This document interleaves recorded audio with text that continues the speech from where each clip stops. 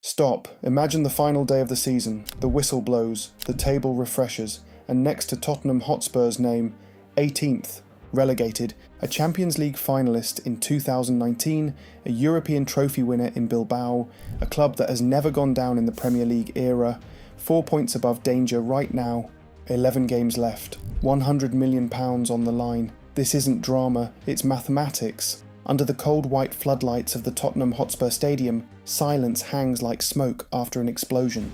No boos, no applause, just disbelief.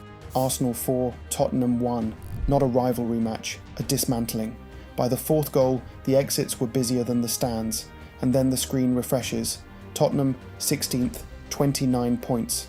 4 above the relegation zone, 11 games left, and suddenly the word relegation is no longer a joke. Last season's 17th place finish was supposed to be rock bottom, the humiliation that reset everything, a warning shot disguised as survival. But here's the uncomfortable question: what if survival masked decline? What if finishing 17th wasn't the end of the fall, but the beginning? Let's strip this of emotion. Broadcast revenue, roughly £120 million in the Premier League. Relegated? Nearly £45 million. That's a £75 million drop before you even talk about sponsorship renegotiations, before you talk about reduced commercial exposure, before you talk about matchday hospitality losses, estimated total swing around £100 million. That isn't symbolic. That restructures clubs. Relegation isn't embarrassment, it's financial gravity, and gravity pulls hard. Since 1992, Tottenham have never been relegated from the Premier League. Only 5 clubs can say that. 3 decades of permanence. Through chaos, through managerial change, through heartbreak, they were constants. Champions League finalists in 2019, Europa League winners in Bilbao, a global brand. Now, they're glancing over their shoulder. And here's the dangerous part.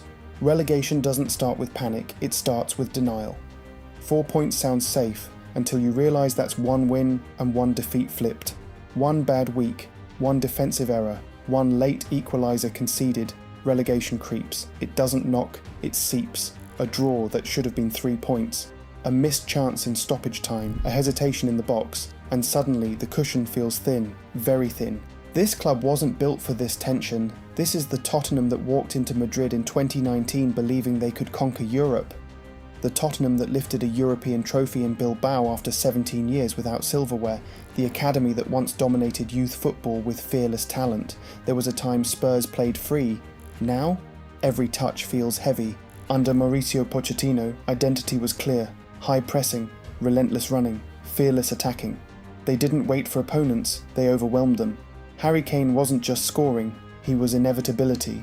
When Spurs fell behind, belief didn't disappear. It intensified.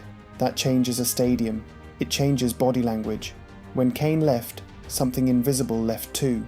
Not just 25 goals, certainty. And without certainty, panic breathes easier. Then came instability. Pochettino gone. Jose Mourinho.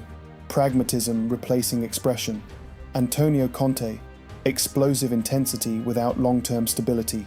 Each era felt temporary. Each reset cost cohesion. Relegation fights are rarely sudden, they are accumulated, layered, built over years of small fractures. Yes, there was hope. Ange Postecoglou brought back attacking bravery. The Europa League triumph reignited belief. For a moment it felt like identity returned, but trophies don't fix foundations. They decorate cracks, and cracks don't disappear because you lift silverware. They wait. Since November, Spurs have won just 2 league matches. Yes, 2 in 18. Read that slowly. 2. That's relegation pace. Stretch it across a season, and survival becomes conditional, dependent on others failing. And this year, others are fighting. West Ham grinding, Nottingham Forest disciplined, Leeds refusing to fade. 4 points is not comfort, it's suspense. Then came the managerial earthquake. Thomas Frank dismissed after 8 months. 8 months is urgency, 8 months is pressure, 8 months is instability, and instability travels fast in dressing rooms. Now Igor Tudor steps in, new voice, new system, new demands. Changing managers in a relegation fight is like swapping engines mid-flight. It can save you, or stall you. Here's the paradox. In the Champions League, Spurs finished 4th in the league stage. Fourth, a round of 16 tie ahead among Europe's elite. How does a team look composed on Tuesday nights and fragile on Saturdays?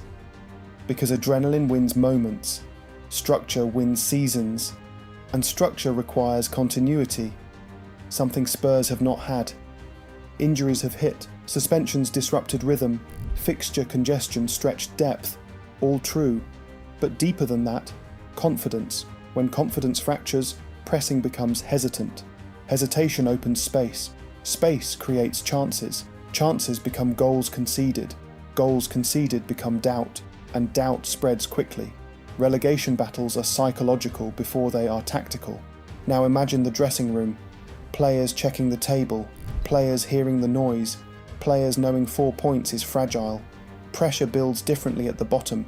Every misplaced pass feels heavier. Every conceded goal feels catastrophic. Every home game becomes a test of nerve. This is not what this squad was assembled for. This is survival football. And survival football changes everything. Now imagine the boardroom, £100 million swing, global brand reputation at risk, commercial leverage weakened, sponsors reconsidering contracts, top players evaluating exits, relegation reshapes institutions, not just squads, institutions. And yet, through chaos, one constant remains.